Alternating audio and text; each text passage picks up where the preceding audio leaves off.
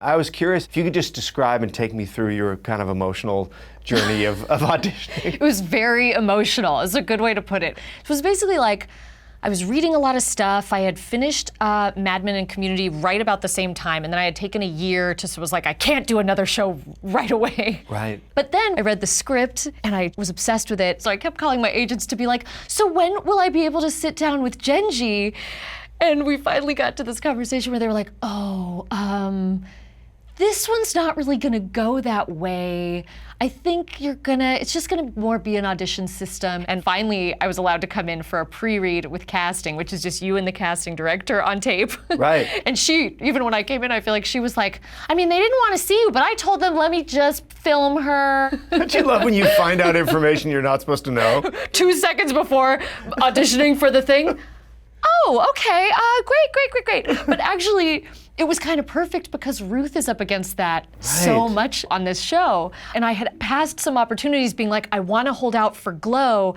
And the conversations again with my agents would be like, they were very nervous and like, well, we can't promise you Glow, but we could promise you this other show. And I was like, no. This has set the bar really high. And I don't want to do anything unless I feel as strongly about it as this show. Then they flew me to Toronto to audition with Betty Gilpin. Right. They were like, we just want to see the two of you together because we're thinking you're the front contenders for these roles. I get to Toronto, no one's there. I meet Betty in the hall, and very quickly we're like, let's just go for it in this audition. All right, here we go.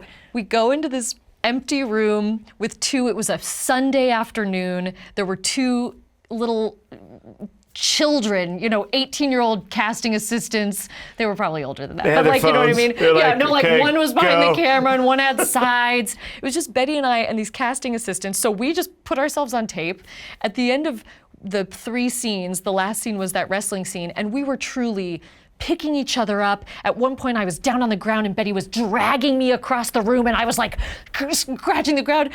And we just did it for, 5 full minutes, and then we finally stopped and we were like, I think we got it. So then Betty and I stayed in touch texting. I got back to LA.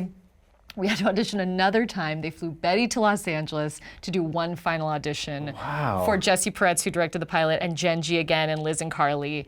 But definitely at each point, I remember even getting that last call of like, they want you to come in one more time. And I was like, guys, I need to know, like, are they seriously considering me for this part, or are they just having fun? I was on Mad Men. Have they seen Mad Men? It's Alison Brie.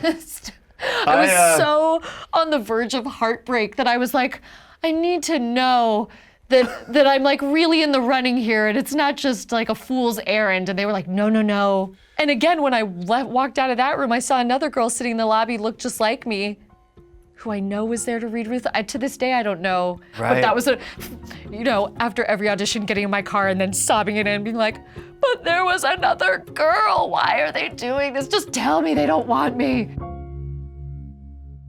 Hey folks, thanks for watching. If you like what you just saw, then why not subscribe? Click right here for lots more off camera. And if you want to see the hour-long version of these conversations, I'm going to give you the secret link. Here it is, offcamera.com. Check it out.